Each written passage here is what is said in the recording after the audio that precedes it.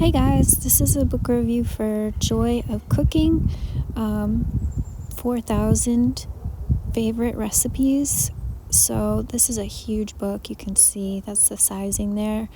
And this has been around for generations.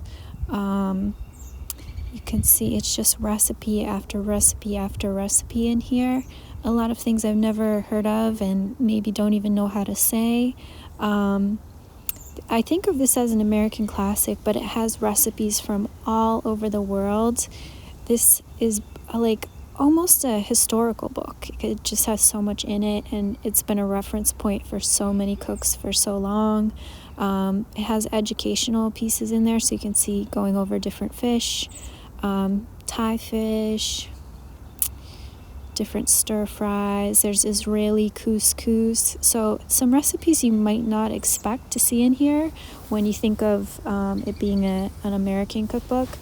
I'm assuming it's American, but a lot of American home cooks have had this in their kitchen, and this is an updated version, and yeah, it's just a classic. Big place in my heart with this book.